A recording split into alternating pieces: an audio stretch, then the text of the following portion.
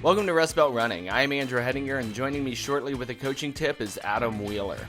I'm really excited. This week we're going to be reviewing Grandma's Marathon in Minnesota with my friend Jamie. Jamie took part in Grandma's Marathon back in June, and she was kind enough to come on and give us a review and a few tips for the race. I really enjoyed our time together. Before I throw it to Adam for coaching, though, I want to ask, is there a race that you've run recently that you'd like reviewed? Is there a race that you're thinking about running, but you have some more questions on and you'd like us to get somebody to come on and talk about it? Then drop us a line. Our DMs on Instagram are always open, and you can find us there at Rust Belt Running. Or you can email us at rustbeltrunning@gmail.com. One of the best places to find us is our website, rustbeltrunning.com. There you can find out about our different offerings and run coaching, different ways to support the show, like checking out our merchandise. The best way you can support our show, though, is just to like, subscribe, and review us on your favorite podcast platforms. We strive to keep our podcast content free, without paywalls, without ads, and we need your support to do that. And we're so grateful for all the support we've gotten throughout the years. So, enough of that stuff. Here's Adam. He's bringing you your Rust Belt Running coaching tip of the week. Here's a training tip from us here at Rust Belt Running. It's still early in the year, and you might still be working on incorporating new habits, new behaviors into your training routine to try to level up your running. And if you're doing so, one thing you might want to do is to anticipate a drop in motivation as time goes on. It's a normal thing. As we get further away from that fresh start feeling that we had at the beginning of the year, our brain's going to start giving us less energy towards incorporating new habits because it's basically just energy inefficient to keep psyching us up to do new things all the time. Our brain wants to go on autopilot, and that's one of the reasons why we develop habits. And so if you're starting to feel a drop in motivation as January starts heading into February, something to keep in mind is that motivational decrease is going to happen. And one powerful tool to overcome that is to keep the why in our mind firmly fixed when we're thinking about why we're doing some of these new habits, why we're incorporating some of these new behaviors into our routine. Reality, too, is that we don't get payoffs immediately from incorporating new habits. Habits are something that we do and things compound with them over time, but you're not going to get an immediate payoff from just one strength training session or one night of sleeping better. You have to keep doing it to see those big results. And when the demands of life start getting in the way, just our family needs time, our work needs time. Sometimes we're just tired and we don't want to, get dressed and go to the gym. It becomes really easy to backslide a little bit and get away from incorporating some of those new habits. So anticipate that some of those demands in life are going to come up, anticipate that our motivation is going to drop a little bit, and really keep your why in mind for why you wanted to incorporate these new behaviors in the first place. And I'll give you an example from one of our athletes. One of our athletes committed to strength training in late 2022 for the entirety of 2023 because she really wanted to see improvement in her race times and she wanted to just be stronger and more resilient to injuries. And towards the end of last year, she texted us and said, "Hey, I ran 420 miles less in 2023 than I did in 2022. And she ran a 9-minute PR on the marathon in the fall of 2023. Why? Not because she did one weightlifting session late in 2022, but because she stuck with it week after week at the end of that year and all of last year. And it made her stronger, it made her more injury resilient, and she had a banner day when she ran Chicago last year. So keeping that why in mind, making sure that you know what payoff you're hoping for, it's a really powerful tool to get us over the hump when life gets in the way, when motivation drops. And if you can keep that why in mind and you can keep showing up and doing the work, eventually you're going to get the payoff that you want for those new habits you're trying to incorporate. Thank you so much for listening today. And before we get started, this is a reminder to like, subscribe, review us on your favorite podcast platforms. It's one of the easiest ways to support the show and what we do. If you're looking for other ways to support us, head to rustbeltrunning.com. There you can learn more about our offerings and run coaching and shop for merchandise. Any way you choose to support us, we are most grateful for. So now to the fun stuff. Grandma's Marathon. Jamie's joining us from the other Canton, Georgia. And I'm so glad that you joined us today. How are you doing? I'm good. Thanks for having me. Nice to see you, Andrew. So you ran Grandma's Marathon for the second time. Well, second, yes. Take two. Yes. It was my redemption race. Yes. There we go. Correct. I figured I would let you find the way to say that without me being too blunt about it. So Grandma's is in Minnesota, Duluth. Right? Yes, Duluth, Minnesota. And you're from Canton, Georgia. What type of travel what was involved with that? Land or air? Both. So Hmm. we actually live close to the Atlanta airport, so we drove to the Atlanta airport, and then we flew to Minneapolis, Minnesota, which is the closest big airport. My husband has family in town, so we decided to rent a car to get to Duluth. So then we had to take Hmm. a 3 hour drive to Duluth. Duluth does have an airport for those that are wanting to, fly direct in, but it's very small. I think it's a very small town, so you're probably going to fly to a major airport and then take a very small little tiny plane to get to Duluth. Oh man, I don't know what would be worse, a tiny plane or an extra 3 hour drive. They both Yeah, sound it's kind of, terrible. yeah, I don't really think that there's a good one there. So did you stay in Duluth? Is there any like specific place that you would recommend in Duluth? We stayed at the Lift Bridge Lodge. That's a mouthful.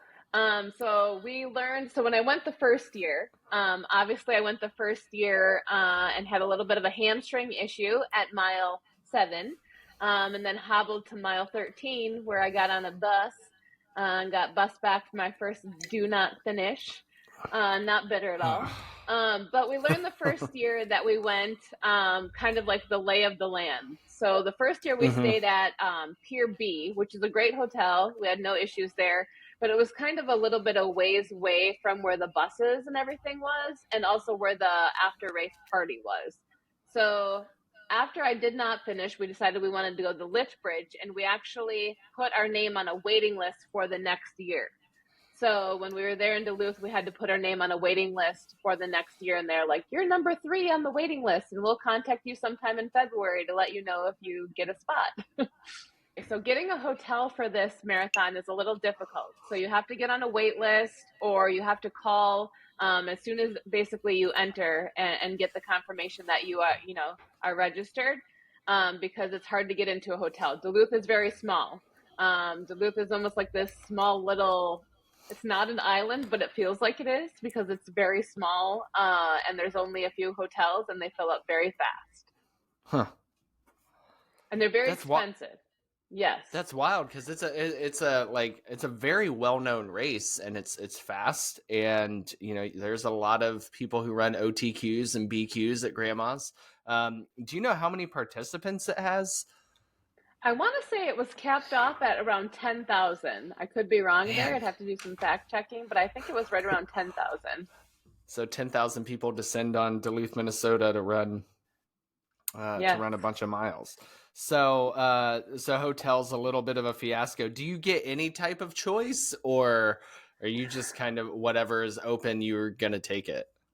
A little bit of both. So there's a lot of options, but I feel like the lot of options that you have, because Duluth is kind of like a small hometowny type of feel, a lot of the hotels are like those boutique kind of hotels. So the Mm-hmm. options that you do have, you're gonna pay for, and I'm talking probably about $300 to $400 a night. So it's definitely Okay. something that you have to be prepared to spend that kind of money. And there's a two night minimum at most of the hotels. This is why we started doing this, because this is stuff people need to know. Yeah, because I So, mean, that alone, when I signed up for it originally, I signed up because we're going to visit family in Minnesota. So it makes sense. We'll mhm. go there, run the marathon. And then when I got the hotel and figured it out, I was like, oh, wow, that's a lot. Like I could have probably went on a cruise. Right. Any good restaurants that you recommend that you remember in the area? Oh, so we went to, there's a restaurant that's known there called Grandma's. So obviously we had to go there. Okay. Had good food. They did do a special for all marathoners. They had a pasta special, of course. But just the atmosphere and the whole restaurant was really cute inside. Definitely recommend. I did go to a Mexican restaurant. I can't think of the name. And I just said to my husband, I said, that was the best margarita that I've ever had. But I don't know if it was because I just finished a marathon and I had that runner's high, or if that margarita was actually that good. So I'm like kind of on the fence there. Alcohol hits different after a marathon. It does, yes. So you mentioned you have family, because you're from the area, correct? Yeah, so my husband's from Mankato, Minnesota, which Okay. is About 5 hours from Duluth, and I have family in Green Bay, Wisconsin. Okay. And is that why you chose the race? Well, a few reasons. I've been chasing a BQ for some time, and this is going to be Hmm. my year. I just know it.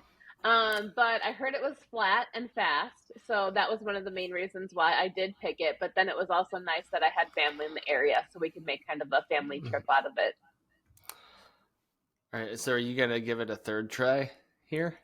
No, Can I so ask I'm that? done with grandmas. I've had a great Okay. experience.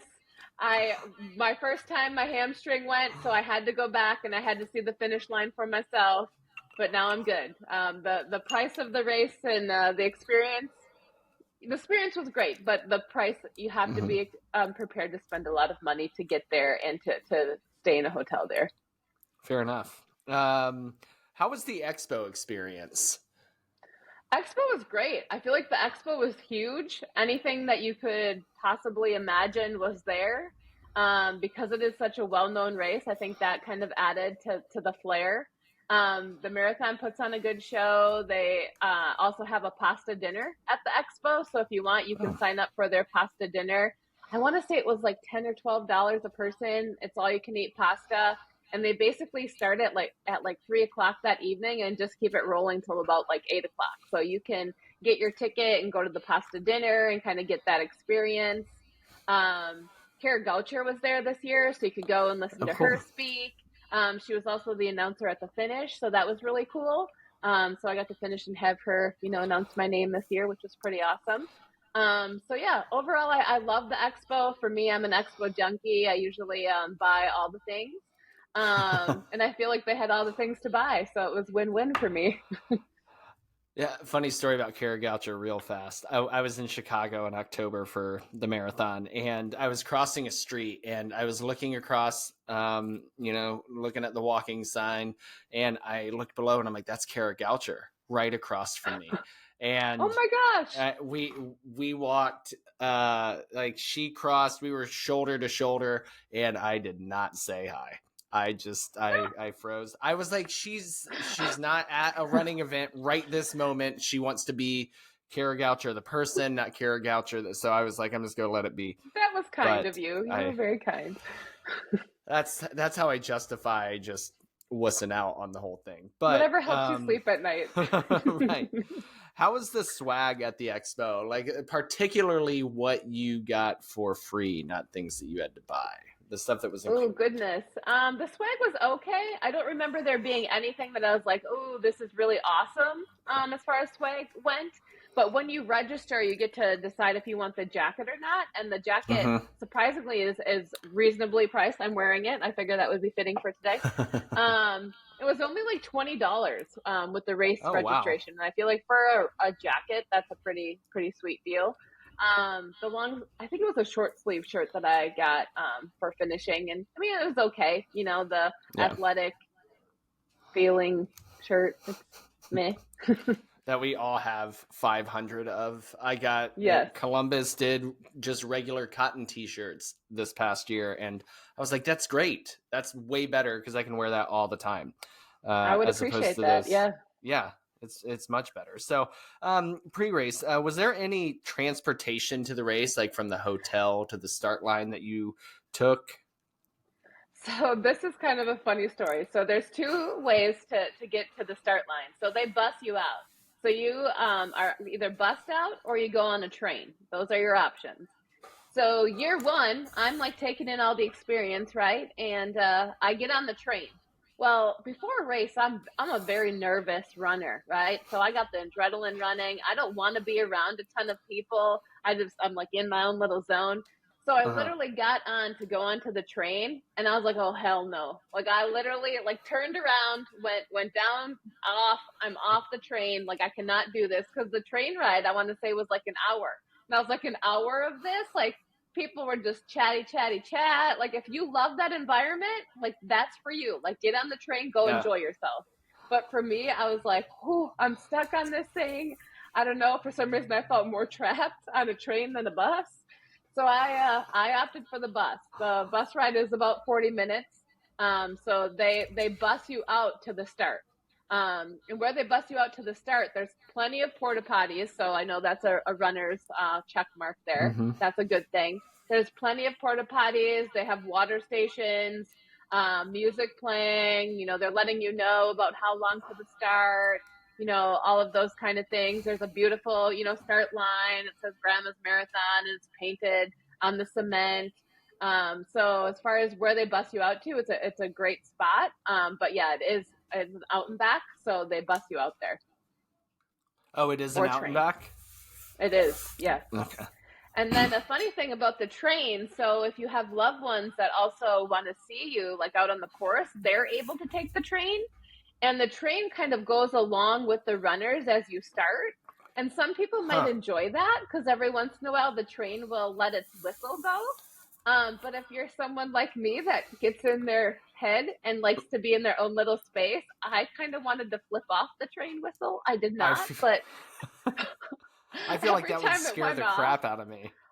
I jumped every time it went off. I was like, please make it stop. And everyone else was like, yeah, this is great. And I'm like, I'm the only one out here like, oh, the train. So when you got to the start, and you had the little bit of a party at the beginning, were you able to navigate the corrals easily? Like, how was the organization for the start corrals? So that's crazy. So I don't remember there being actual specific corrals. It's kind of like a big old chute, and you're kind of meandering your way through as far as where you see the pacers. And just kind of, figuring it out for yourself. There's nothing as far as, you stay in this area for this corral or anything like that. It's a wide open chute that you're entering, and you're going to stand there until the start. So you'll have some people that obviously think they're going to be super fast that day, and you're going to see them go out super fast, and then you're going to want to run into them. Right. So you have all kinds of that going on. But it wasn't to the point where I couldn't get my pace started, within the first mile. So it wasn't so congested that it was annoying. Okay. Did you use the gear check at the start? I did. Yep. I did use the gear check.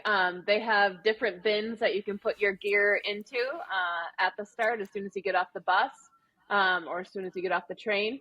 And everything with that was very smooth as far as you knew where to put it. It was very organized. So is it like a self-service gear check that you're... Yes. Okay. Yep. So they had all these different bins by alphabet, by your last name. And so you just put it in the bin, and at the finish you went and found it. I got to tell you, I love that idea because now I know Chicago is different because it's 45,000 people, but I waited for about 45 minutes to get my bag at the finish of Chicago.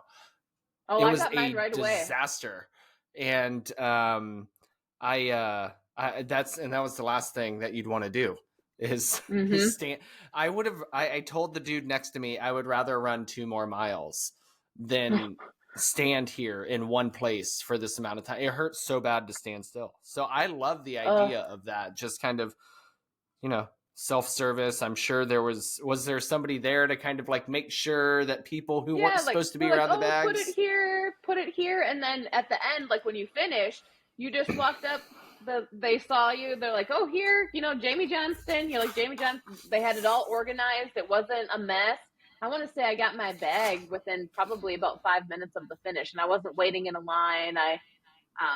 They had plenty of stuff for me too. They, met you at the finish with chocolate milk and bananas and all the runner goods.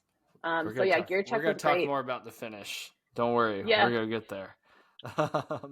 But yeah, okay, that's cool. I love the thought of that. How much time do you think a runner should give themselves heading into Grandma's before the start? They tell you in the pamphlet, probably, I think it's about, they tell you what time the bus leaves. And so that's the main thing to focus on. So I always get there I got there both times, about a half hour before the bus left, just to make sure I was on time. But I'm one of those nervous runners, right? I'm sitting there. I'm probably one of the first people in line. So if you're a nervous runner, obviously half hour, 45 minutes. If you're the I'm just showing up, rolling in and doing this thing kind of person, give yourself a 15-minute buffer to when they say that those bus leave. So I want to go back to the buses for a second. Mm-hmm. Do they assign you like a specific time, a window of time that you like should be on a bus, or is it just like a first come first serve and they're just rolling buses nonstop to the start? Yeah, first come, first serve. They're all lined Okay, up, so everyone fills bus one and it's gone, and it just keeps going. cool. I know with like, a lot of the majors and stuff that people will run, or if it is a race that has corrals, they'll assign you a specific time and they won't let people venture away from that window. So I was, Yeah, a lot of this curious stuff if it is a was something free like for that. all at grandma's. Yeah. Fair enough. All right, so let's get into the race. You already talked a little bit about the congestion at the start, and you said there wasn't like a whole lot, but there's always congestion at the beginning of any race. How long did it take for that to to break up, even though there wasn't as much as maybe some other races?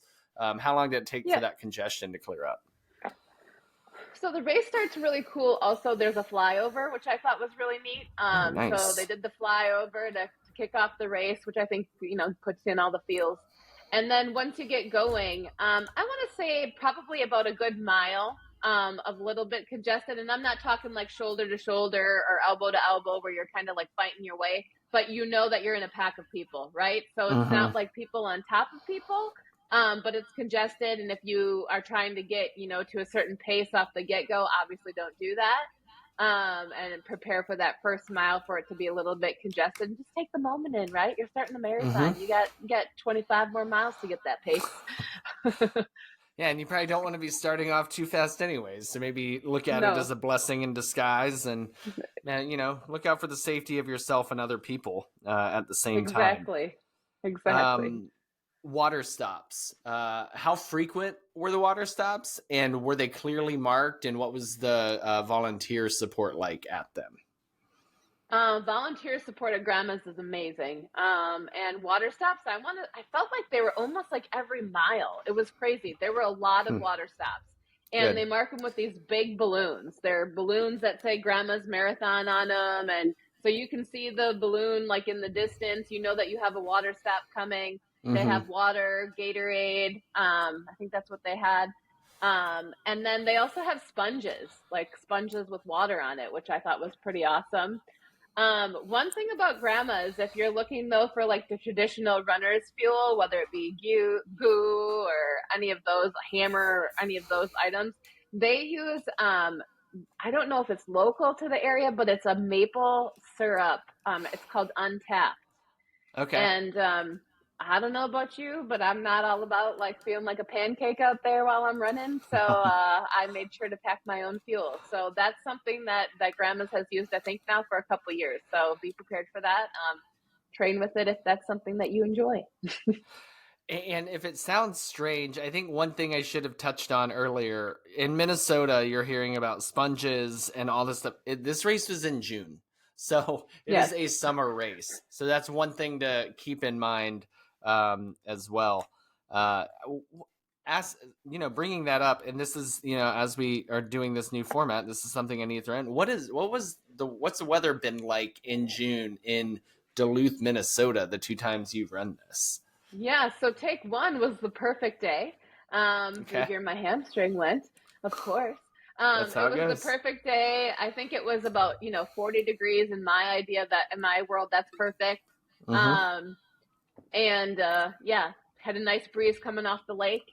And then my second year, it started cool but ended hot. So you started cool, you ended hot as you entered into Duluth. So those were the 2 years I've had. But June in Minnesota, you can get anything.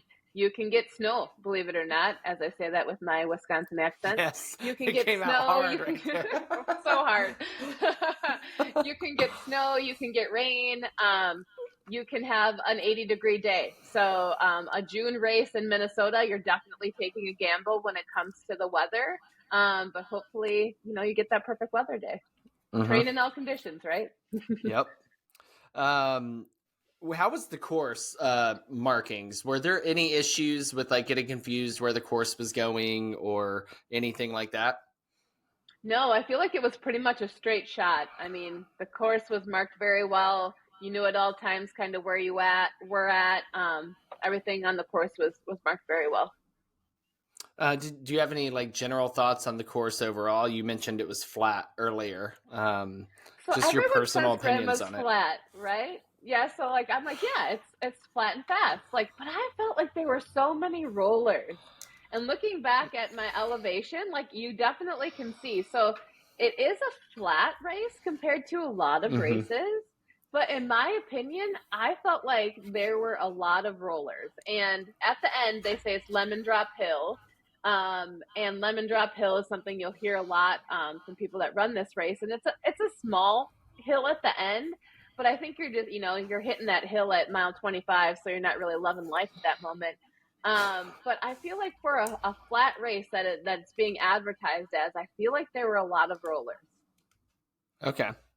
I think that is often a misconception with faster courses. I think rollers are a good thing. I think they are a performance enhancer. I think to run on the same elevation for 26.2 miles is going to destroy you. And to have Yes. those slight undulations, because up here in Ohio, the Columbus Marathon is the exact same way. So many people say it's flat, and it's not. It's just consistent little ups and downs, ups and there's a Yes. couple big ups and a couple big downs, but overall, it's just little ups and downs, and it's good. You're giving different muscle sets a break, so that's good to like that's probably one reason why grandma's is so successful at getting people to like lofty goals is Mm-hmm. in a course that lends itself to a peak performance type of day. um, with Duluth being a smaller town, what's the support like from the town around the race, both the weekend and the day? Yeah, so the weekend is crazy. So I feel like Duluth turns into like a runner's village. Okay. Everyone that's there, obviously that weekend is for the marathon. And if someone's going there that weekend that they're not for the marathon, they're crazy because they're spending all that money on the spiked hotel prices. Um, but no, so as far as like the city goes, it's booming. It's Marathon Central. As far as the course though, and crowd support, if you're one of those people that the crowd support is going to get you through that race, this might not be a race for you because there are times when you are out there by yourself. And when I say that, you're in Duluth, Minnesota. So you have trees on one side, you have the lake on the other side. It's very beautiful, Yeah. but you're out in nature on a road by yourself. And for some people, they love that, right? And some people need that crowd support. So you don't get a lot of crowd support, I feel like, until you really get into the city a little bit more. There'll be kind of like a few groups of crowds as you go because there'll be a house somewhere or of course the water stops you had volunteers, Right. but crowd support you don't really get a ton until you enter the city, and you don't enter the city, I want to say, until about mile 20-ish. Okay. Yeah, At so least I you're mean getting it there's when you need it the most. Yeah, that's true. That's true. They have some fun things on the course. There was like a lot. They're known for this troll mile, and I forget what mile it's at, but all these little tiny like those troll dolls they Uh have huh. lined up. There was I think someone on in a llama costume on a trampoline, so it's like the llama trampoline mile. So they have some things out there that you can be looking for. It's just so random. Um, but think nature. You're out there in Yeah. nature. You're out there in nature and just kind of running along the lake. And I mean, the views are beautiful. And then you just get a llama on a trampoline. I'm here Yeah, for it. I'm sold. just random. So So, random. so you finally get into Duluth, and there's some crowd support. And then I want to, get to the mile 26 flag. When you're at that final 385 yards, and you have that to the finish, and then you cross the finish. What's the feeling of the finish line like, both before you cross and then immediately after? Yeah, so it's like a party. So as soon as Okay. you round the corner and you're entering that finisher chute, it is amazing. I remember coming through and I had some people that had known me and I didn't even know that they were there.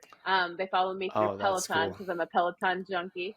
But I heard Jamie cupcakes for PRs, and I was like, oh my gosh, like people knew me, and so I felt like that really kind of gave me some energy, in that last Yeah.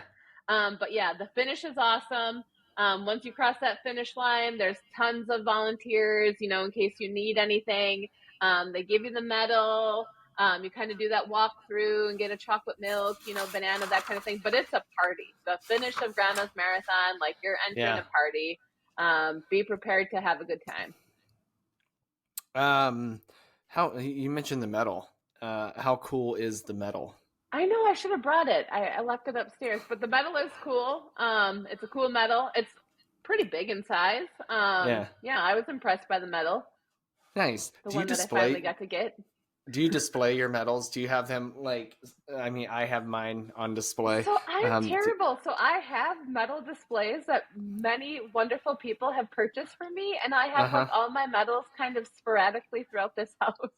I should display them. I have a pain cave in my basement where I train and everything, and I don't know why. Yeah, some people just aren't into it. I know people who just throw them in a drawer. And I'm like, That's why? kind of me. Put them I don't out. know why.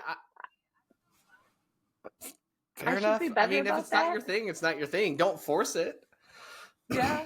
Now I kind of In feel like I reality, need it's to. about no. In reality, it's about running the race and the experience you have, on the course, and I think overcoming the things like the hamstring injury, and then Yes. going back and And completing that's the race on your second try. one thing with grandmas too is I didn't feel like there was a lot of medical tents. So if you're going out there with some kind of an injury, right? And you're like, oh, I don't Mm-hmm. know, we're gonna roll the dice today. So when I got injured my first year, I got injured and they had me hobble because I wasn't an emergency from mile Uh-huh. 8 to mile 13. So Ooh.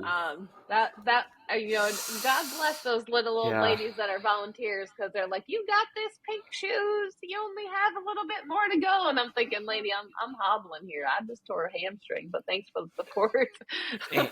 Yeah, and that was not what you had in mind for that day, and that makes it even No. worse. Yes. Yeah, that's tough. That's Yes. good to know. Is that it can? Oh, I can't imagine walking 5 miles, hobbling, Well, not and even when walking. I finally got to the medical tent, there wasn't a bus or anything there. So I got with some volunteer in his truck, and all the roads are closed, right? So he had to then take me to a different spot where the buses were for people that were injured. So he had to then like go around the barricades that he just put out. At one point, he had to get out and direct traffic while I was in his car. I Oh always have man. random stories that happen to me, so that's totally what happened. And I was like, if you need me to grab a vest, I can. It's just a hamstring, but he was good. So it was an adventure. But yeah, so it's an adventure if you're ending up taking the bus because of an injury. So, this is a question about there being something interesting, but not that type of interesting. At the finish, is there any you said it's a party? Is there like live music, or do they have like PR celebration areas, like photos, beer, stuff like that? Yeah, all the above. So they have all All of those it. things, and then that evening, they have like a whole separate area where they have a concert. They have Oh, cool. inflatables for kids. Like they really try to bring it into like a festival type of feeling out there. They have a PR bell that you can ring. You can get a picture with grandma. There's a grandma at the finish line. Oh, that's cool. And Tracksmith was also there to do the Tracksmith posters. I know a lot of Mm-hmm. runners like those. So they were there. Yeah, definitely a party type of atmosphere and vibe. So if you're going to go out there and PR, you can definitely enjoy yourself throughout the evening. That's cool that they have the party go through the evening, especially in a smaller town like that. Like to give, you go to a major, you go to Columbus, you have a place to party just by nature of it being a cool city. You go to Duluth to like have that where you can continue to congregate with, like-minded people throughout the evening. That's pretty dope. Yeah, the Uh, people of Duluth put on a show. Like they put on an environment that you definitely want to be part of. Like it's like, oh, I'm here and I'm a runner, and I'm everyone there is a runner, and we're just gonna do all the things, and it's a good feeling. That is definitely a great vibe. that's awesome. I love to hear that. Yeah, you lost me on the amount of money this race might cost to run, So but yeah, that there's so much of the experience you're talking about that sounds really cool. yeah. When I Um, compared it to a cruise, I feel like that's when I kind of made people stop a little bit. yeah, I mean, I love cruising, so yeah, I would rather spend 7 days on the seas, getting sun, versus spending a lot of money to run a marathon, which I do In anyways. Duluth, Went to Chicago, so yeah, in Duluth. yeah, Chicago and Duluth are two different animals. big Um, difference. so, in closing, you said you wouldn't do this race again. But that's not the race's fault. I No. guess you kind of brought up the money, so I guess that would be, you know, happenstance of small town meets big race happening at the same time. Um, but take that out of the equation. Would you do this race again? I feel like Grandma's Marathon is one of those bucket list races. You know, everyone talks about it. You want to go there. You Mm-hmm. want to go there for the environment. You want to go there for the race feel. Like it is one of those things where if you've thought about going to Grandma's, go do it. I feel like it's one of those things where it's a one and done. The only reason why I Mm-hmm. went back for a second time is I had to cross that finish line. But yeah, I think it's definitely something that you should experience as a runner if this is kind of your thing. Just because of the environment. They turned this little small town in Duluth, Minnesota into a runner's village. And they put on a beautiful show for you with the lake and, you know, the environment there. It's definitely something that you should truly experience yourself at least once. That's yep. That's going on my bucket list. Do you have any tips for people who might be running in June? Yeah, so some tips in June. Obviously, prepare for all weather, right? I trained in Canton, Georgia. So I trained in Georgia summer a little bit. So I had the heat going for me. But if it would have been Mm-hmm. a cold day, I feel like I would have struggled a lot more because I didn't have any training in cold weather conditions. June in Duluth, Minnesota, you can get everything. So train, you know, the best that you can in Mm-hmm. all the environments that you can put your body through. And remember, obviously, if it's raining outside, get out there and do that training run because it could be raining on race day. So yeah, put your body through the experiences that you can to try to plan for your best. But no matter what, you know, we can't predict weather on race day. So do the best that you can and show up and go do it. I mean, I ran the Cleveland Marathon when we had all the different weather elements that year. So I God. feel like I did that. Like I can do anything. 2016 Cleveland. That is a race we will never ever forget. None Yes, of us who were most there that day definitely. will ever forget that one. Never Um, ever. well, Jamie, I'm so grateful to you for coming on today, and congratulations on getting the finish the second time. And I hope whatever the next race is, you get that elusive goal you've been chasing for oh so long. And I've Oh, been so there to long, see. right? Been there to Lose see. I mean, 200 pounds and you want to BQ like a son of a gun and you just keep fighting for it. And I'm just I going to keep know. fighting for it. I'm going to Chicago this year. So Chicago better look out. There we go. That's what I like to hear. And I'm sure that we're going to get a review up on Chicago, and we'll return the favor, and you can listen to that one and get some tips. I But appreciate it. I thank you so much for joining us today, and to all the listeners, thank you for listening today. And just one more call to support us. Feel free, like, subscribe, review us on your favorite podcast platforms. Follow us on Instagram at Rust Belt Running. Visit our website at rustbeltrunning.com. You can learn about different ways to support us there. And you can follow Jamie on Instagram at Cupcakes for PRs. She is definitely a worthy follow, and she's going for a BQ again. So yeah, let's all follow her and show some support and see her take down that goal that she narrowly missed in 2016, which we just talked about. And you're gonna get it. I have faith. I will If you're fight interested. until I do. If you're interested in talking about a race you've run recently, or there's a race that you'd like us to get a review of, reach out to us on Instagram. Our DMs are always open there, or you can email us at rustbeltrunning@gmail.com. Any way we can help you decide on a race in the future, we'd love to help. So friends, we wish you the best in your running journeys, and thank you again for listening. And until next time, enjoy your miles, everybody.